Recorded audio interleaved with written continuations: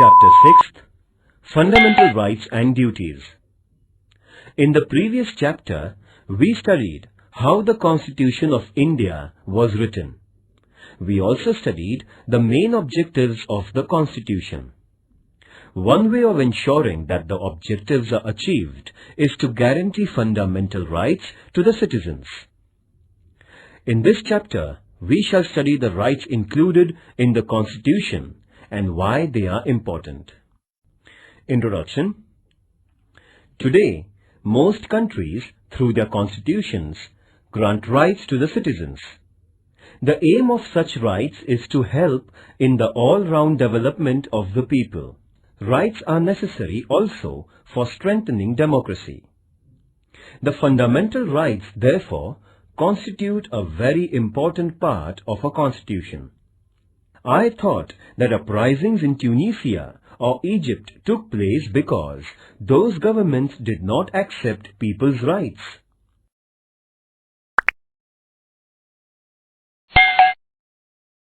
A.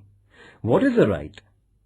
When we say that a person has a right, we mean that the person can engage in a certain act and that others accept that behavior. Having a right also means that the person can expect specific behavior from other persons and from the government. Thus, rights can come into being only when other members of society and the government accept certain obligations. You must have seen that there is a silence zone near hospitals. This is a regulation local authorities declare that you cannot blow horns while passing through the silence zone. This regulation comes in the backdrop of a socially accepted idea that patients in the hospital need silence and that they are entitled to rest and recuperation in peace. Thus, the patient's claim to rest is accepted by society, and then a regulation is made to enforce that claim. Society accepts various such claims mainly when they are seen as reasonable. In other words, rights require in the first place an agreement among members of the society over what are reasonable claims of its members. Then, it also requires legal provisions for ensuring the rights. Such legal provisions include limits on the powers of the government.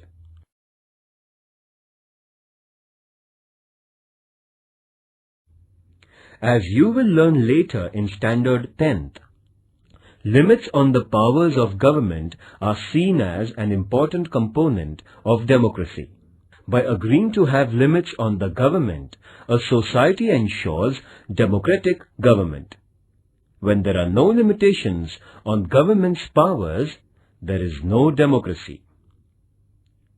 I had heard of this word democracy, but did not know that it was related to rights.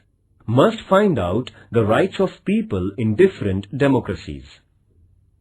When we say that we have freedom of speech, it means that other people around us also have the same right, and we all agree that we can freely express our opinions. Then, there must also be legal provisions for protecting the freedom of speech. There must be provision that police or any other government officers cannot unnecessarily restrict our right to express our views. In this sense, rights imply limitations on the powers of the government. By granting rights to citizens, governments agree to limit their powers. Read newspapers of 1 week. List the new items that are against the government or critical of the government or some leaders. What would happen if the government said that you cannot publish any news that is against the government or cannot publish news items that criticize the government? By allowing publication of news opposed to it, the government accepts certain limitations.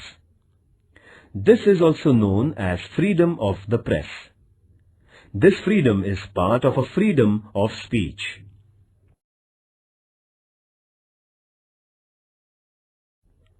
But granting these rights was not an easy or straightforward process. In many countries, people engaged in struggles with their rulers for long periods before they could get their rights.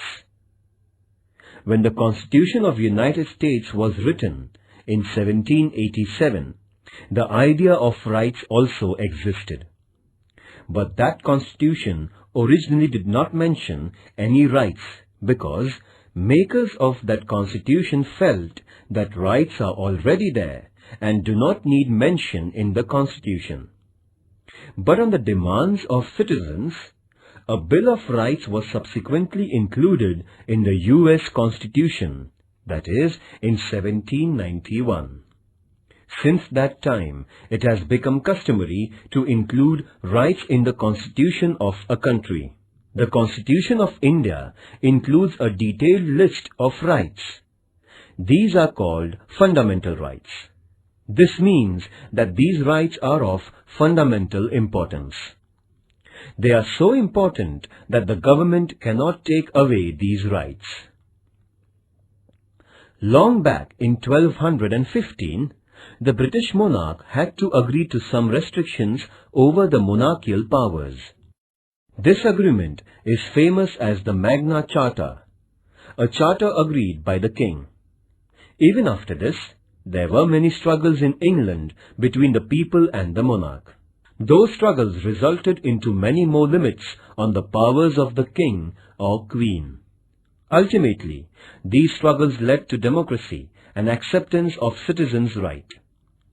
In 1776, the American people declared their independence from England. That declaration is known as the Declaration of Independence, in which it was asserted that certain rights of human beings were inalienable, meaning that nobody could take those rights away. Similarly, the French Revolution of 1789 also underlined the importance of rights through the Declaration of Rights of Man and of the Citizens. The French Revolution led to abolition of the monarchy and the rise of democracy in France. In what way rights are related to democracy?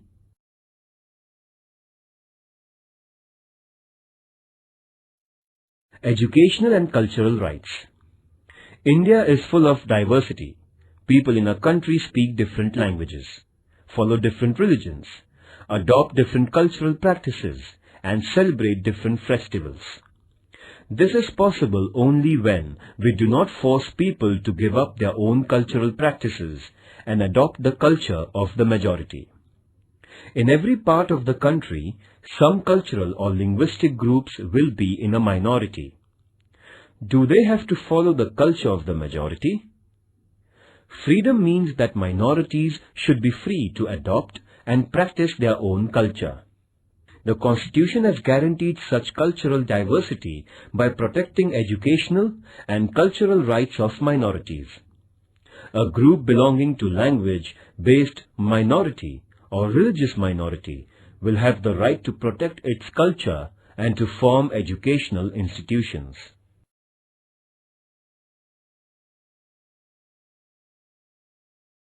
B. Are fundamental rights mentioned in Indian Constitution. Even before India became independent, our leaders were aware that a future India must respect rights of citizens and that there must be a guarantee of those rights. When India was under British rule, Motilal Nehru, who was president of an all-party committee, demanded that the government must adopt a Bill of Rights, that is, in 1928. Before Motilal Nehru, Lokmanya Tilak had declared that Swaraj was my birthright. And before Lokmanya Tilak, Mahatma Phule had recognized the importance of education and equality as rights of human beings. These ideas form the origin of our rights today in free India. There is a separate part of the Constitution of India where fundamental rights are mentioned. These fundamental rights include liberty, equality, right against exploitation, right to freedom of religion, cultural and educational rights, and right to constitutional remedy.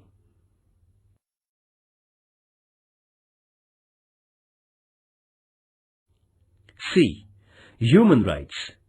It is now internationally accepted that every human being has certain rights. These are described as human rights. It is also accepted now that human rights should be adopted and guaranteed by every country, and necessary mechanism for protection of human rights should be created.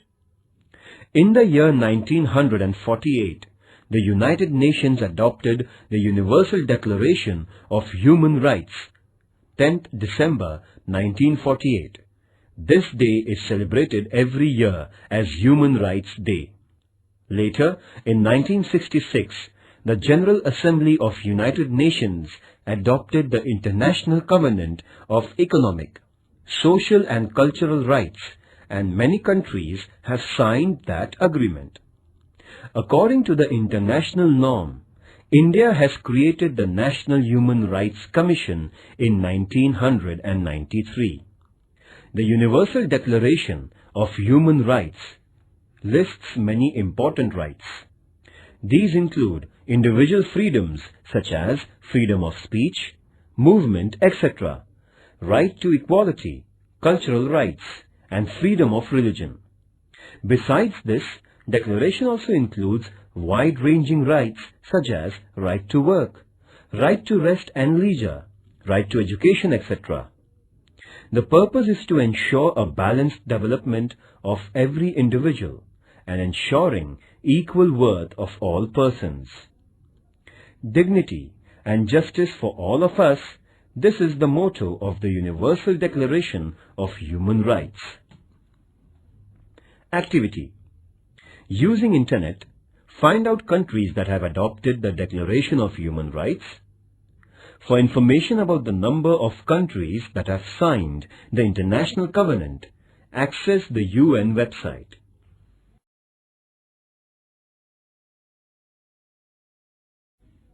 D. Citizens' duties. Why can't we have only rights and no duties? It is often said that rights and duties are two sides of the same coin. Do you know what it means? Let us take an example. Right to equality means that men and women must have equal status and equal treatment. Does this happen in real life? Unless all members of society respect this right and fulfill the duty of treating women as equal, this right will never fully come into being. Therefore, it is the duty of every citizen not to engage in domestic violence against women and to oppose ill treatment of women, because women are not treated equally and practice of female foeticide is prevalent. Is it not a duty to respect women as equal citizens? You will now understand why duties are important for the fulfillment of rights. Just as society must respect our rights, society expects that we accept certain responsibilities as our duties. Some duties are listed in the Constitution as a fundamental duties. These include to respect the Constitution, to respect national flag and national anthem, to protect the country, to adopt a feeling of brotherhood towards all citizens of India, to protect the environment, to adopt a scientific approach, etc. Is there punishment if these duties are not performed? Ecological balance. Human beings are dependent on environment for air, water, trees and minerals. If we use these natural resources indiscriminately, that leads to environmental degradation. Our present generation may be happy to use as many trees as it can cut down, but what will happen to later generations? Already, over-exploitation of natural resources is leading to crises such as drop in rainfall, rise in temperature, and many other environmental hazards. This only shows the importance of duties. It is not our duty to use the natural resources carefully? Think of others and think of our future generations. Activity. Obtain a copy of the Constitution of India and make a list of fundamental duties. Discuss in your class why these duties are important. I can now see the link between rights and duties. Unless we are bound by the duty to protect our environment, how can later generations enjoy the benefits of forests and fresh air and other natural resources?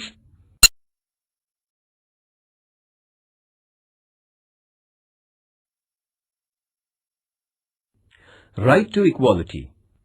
Democratic government means that the government is not arbitrary. It works according to rules and regulations. But what if rules were only applied to some people and not to some others? It would still be an arbitrary government. Therefore, there must be the same rules for everyone. This is the principle of equality before laws. Our Constitution guarantees that all persons will be treated equally by the government. Equality means that persons will not be treated differently just because of the gender, religion or caste, etc. Right to equality also means that everyone will get equal opportunities. Remember that there are many inequalities in our society, and to remove those inequalities is the objectives of our Constitution. Therefore, it is the responsibility of the government not only to treat all persons equally, but to implement policies that will bring equality in our social relations. You may have heard about reservation of seats in school and college admissions for women or persons of weaker sections.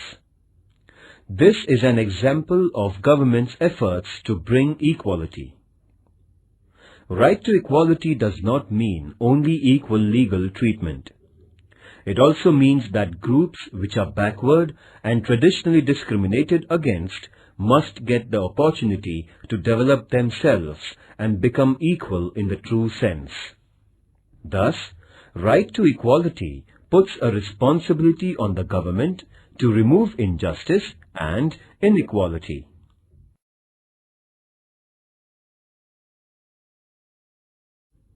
Right to freedom of religion. In India, people follow different religious practices, but the government does not support or oppose any religion. Every person is free to follow any religion and pray according to her or his religion and also propagate their religion.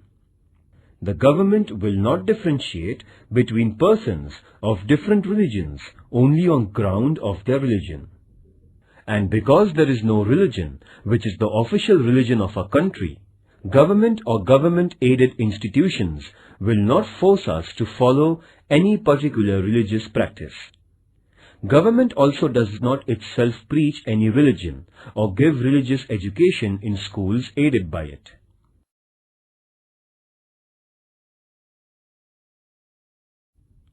Right to information. Similarly, the right to information is now enforced, though it is not part of our fundamental rights. Citizens cannot judge the government if they do not have enough information. Therefore, of late, it has been accepted all over the world that democracy means citizens' right to get the information from their government. This is known as the right to information. After the efforts of the senior social activist Anna Hazare and his followers, right to information was passed by the Government of India.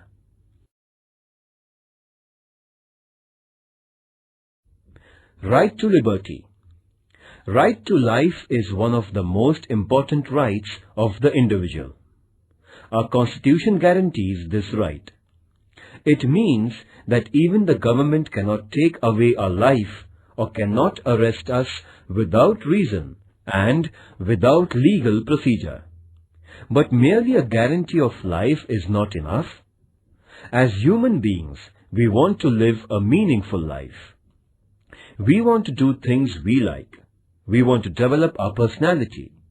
follow our hobbies, pursue our own interests. For this to become a reality, we need an assurance that there won't be unreasonable restrictions on our personal liberties. Freedom of speech is one of the most important personal liberties. Besides, we have the liberty to form associations and organize meetings. We also have the freedom to move freely in different parts of the country and reside anywhere in the country. And we have the freedom to undertake any profession or business of our liking.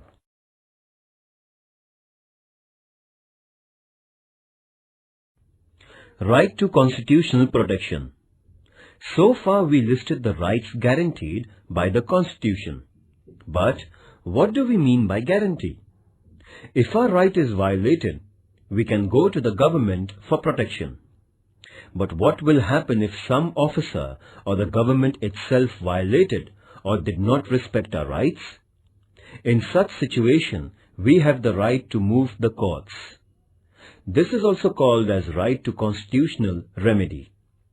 Court will decide if the government has wrongly interfered with our rights, and if so, ask the government not to do so. Judiciary is the protector of our rights. This provision makes our fundamental rights truly guaranteed. First, what is the importance of right to equality? Second, why is the right to constitutional remedy the most important right? Activity. Imagine we had right to liberty but not the right to equality. What would be the result?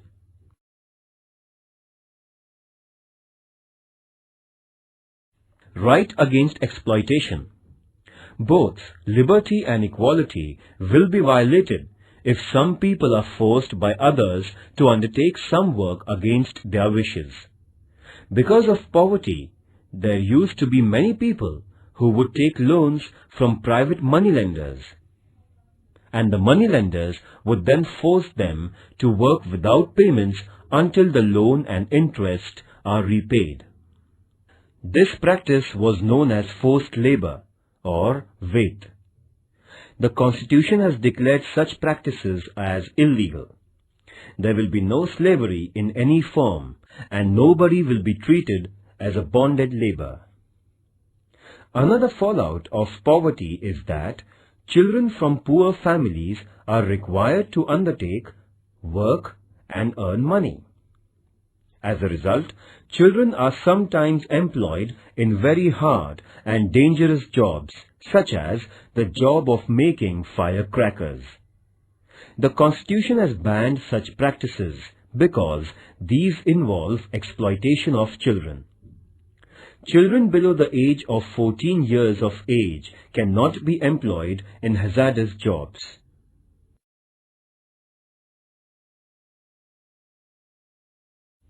Positive and negative rights. Rights are necessary for our personal development. They are necessary also for the well-being of the society. Rights ensure that weaker and backward sections of society get opportunities to improve their condition. The right to equality is very important in this respect. Thus, some rights are limitations or restrictions on the powers of the government, while some rights mandate that the government adopts policies for the well-being of weaker and needy sections. In this sense, rights are responsibility of the government and the society to make sure that various services and facilities reach all sections. So, our rights are twofold. Some rights are restrictions on government, what the government cannot and should not be doing. Let us call them negative rights, because they tell us what the government should not do. On the other hand, some rights tell what the government should do. These are positive rights. Right to education, for instance, is a positive right. On the other hand, freedom of speech is a negative right, meaning that it states that government cannot put unreasonable restrictions on a freedom of speech.